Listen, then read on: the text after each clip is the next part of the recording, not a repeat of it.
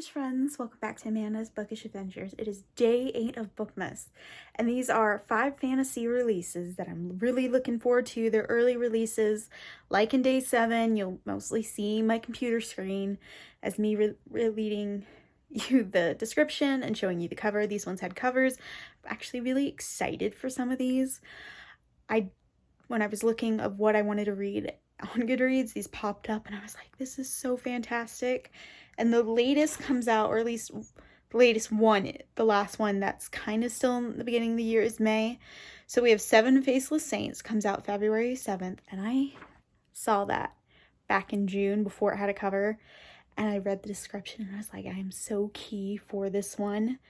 The second one is Untethered the Sky, April the 11th.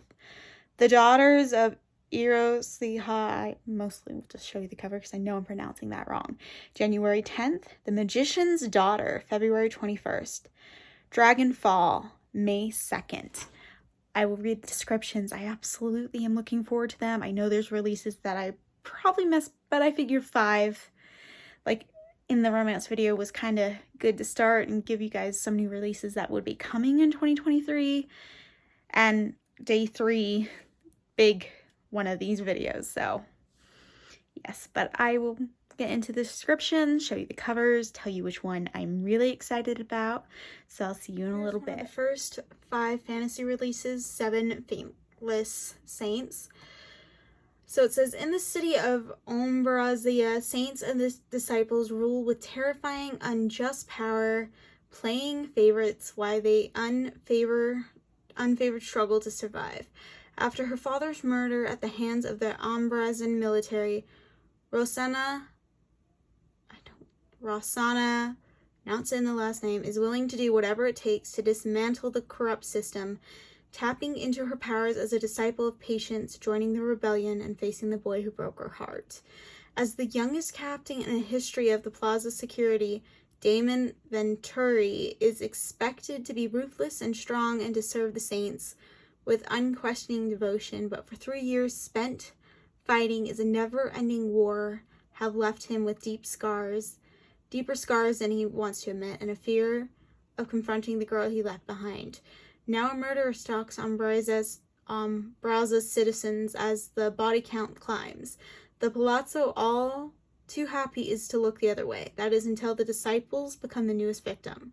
With every lead turning into a dead end, Damon and Roz must team up to find the killer, even if it means digging up buried emotions as they dive into the underbelly of Ombraza. The pair will discover something more sinister and far less holy, with the darkness closing in and time running out. Will they be able to survive the city from evil so powerful that it threatens to destroy everything in its path? Okay. Next one, we have Untethered by Fonda Lee. I probably forgot to say the other author's name.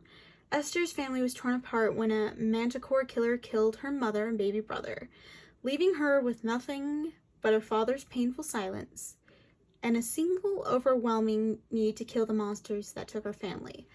Esther's path leads her to the king's royal mews, where the giant rocks of the legend are flown to hunt manticores by the brave, dedicated Rakkars, paired with a fledgling rock named Zara.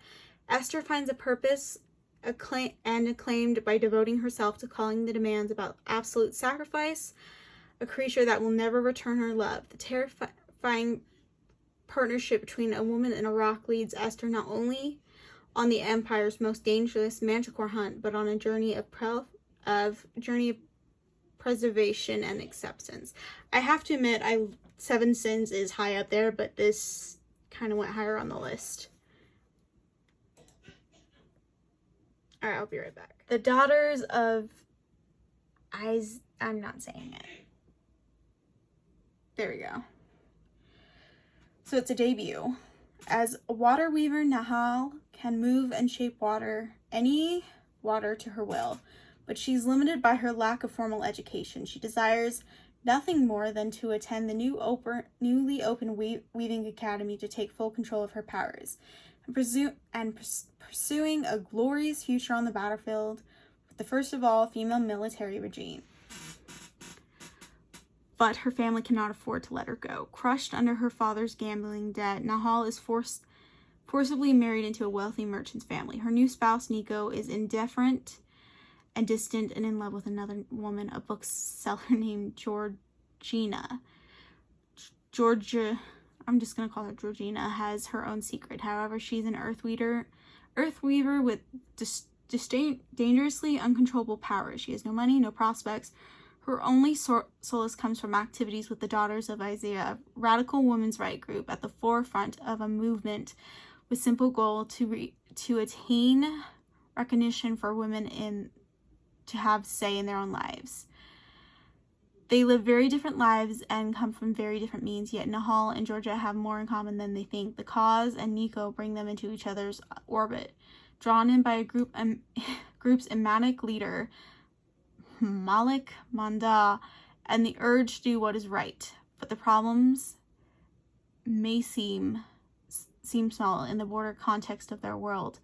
As tensions rise with a neighboring group nations, the desire and an end to weaving and weavers. As Nahal and Georgia fight for their right, the threat of war looms in the background, and these two women find themselves struggling to earn and keep a lasting freedom. Very interesting. The Magician's Daughter. It is in 1912. For the last 70 years, magic has all but disappeared from the world. Yet magic is all Bibbidi has ever known. Orphaned in a shipwreck as a baby, Bibbidi grew up on Hy Brasil, a legendary island off the coast of Ireland, hidden by magic and a glimpse by rare travelers who return with the stories of wild black rabbits and a lone magician in a castle.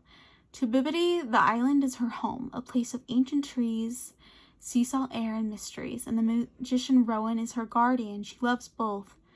But as her 17th birthday approaches, she is stifled by the solitude and frustration by Rowan's refusal to let her leave. He himself leaves almost every night, transforming into a raven and flying to the mainland, and never tells her where or why he goes. One night, Rowan fails to come home from his mysterious travels. When Bibbidi ventures into his nightmares to rescue him, she learns not only where he goes every night, but the terrible things that happened on the last days of magic that caused Rowan to flee. Hy Brasil, Rowan has powerful enemies who threaten the safety of the island. Bibbidi's determination to protect her home and her guardian takes her away from the safety of Hy Brasil, the poorhouses of Whitechapel, a secret castle beneath London streets, the run of an ancient civilization, and finally to the desperate chance to restore lost magic. But the closer she comes to the answer, the more she comes to the question everything she has ever believed about Rowan, her origins, and the cost of bringing magic back into the world. All of these fantasies really sound interesting, and this one comes out February 21st, which I think I've already said, but that's okay. So we have Dragonfall by Laura Lamb, L.R. Lamb. Long ago, humans betrayed the dragons, stealing their magic and banishing them to a dying world. Centuries later, their descendants worship dragons as gods, but the gods remember and they do not forgive. Thief Arcady scraps a living on the streets of Vantra. Desperate Arcandi, I know I'm now butchering these names, steals a powerful artifact from the bones of the Plague Bringer, the most hated person in Lument's history. Only Arcady knows the artifact's magic holds the key to a new life among the nobles at court and a chance for revenge. The spell connects to Everin, the last male dragon foretold to save his kind. Dragging through the veil, disguised as a human, Everin learns that to regain his true power and fulfill his destiny, he only needs to convince the little thief to trust him enough to bond completely, body, mind, and soul, and then kill them. Yet the closer the two become, the greater the risk both their worlds will shatter. I have to admit, these fantasies really sound really good. And this comes out May 1st. They sound really good. I'm really intrigued with the fantasies I've seen with these releases. I think we're going to have a really good year with fantasies so far.